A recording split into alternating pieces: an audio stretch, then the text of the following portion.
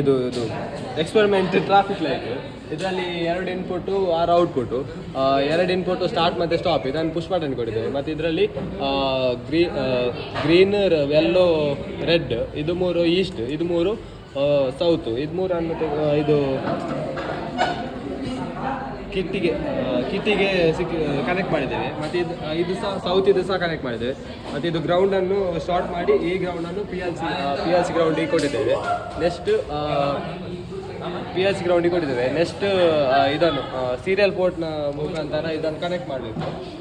ಅದಂದರೆ ಇದರಲ್ಲಿ ಕಮ್ಯುನಿಕೇಷನ್ ಡ್ರೈವಿಗೆ ಹೋಗಿ ನೆಕ್ಸ್ಟ್ ಇದರಲ್ಲಿ RS-232 ಇದನ್ನು ಡಿವೈಸನ್ನು ಸೆಲೆಕ್ಟ್ ಮಾಡಿ ಆ್ಯಡ್ ನ್ಯೂ ಕೊಟ್ಟು ಓಕೆ ಕೊಟ್ಟು ನೆಕ್ಸ್ಟ್ ಇದರಲ್ಲಿ ಇದು ಡಿವೈಸ್ ಮ್ಯಾನೇಜರ್ಗೆ ಹೋಗಬೇಕು. ಅದರಲ್ಲಿ ಡಿವೈಸ್ ಮ್ಯಾನೇಜಲ್ಲಿ ಯಾವುದು ಪೋರ್ಟ್ ಅಂತ ಇಲ್ಲಿ ಪೋರ್ಟಲ್ಲಿ ಯಾವ್ದು ಪೋರ್ಟ್ ಅಂತ ನೋಡಬೇಕು. ಅಲ್ಲಿ ಕಾಮ್ 5 ಉಂಟು.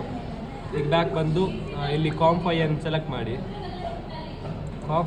ಮಾಡಿ ಇಲ್ಲಿ ಲಾಸ್ಟಿಗೆ ಲಾಜಿಕ್ 5500 ಅನ್ನು ಸೆಲೆಕ್ಟ್ ಮಾಡಿ ಆಟೋ ಕಾನ್ಫಿಗರ್ ಕೊಡಬೇಕು.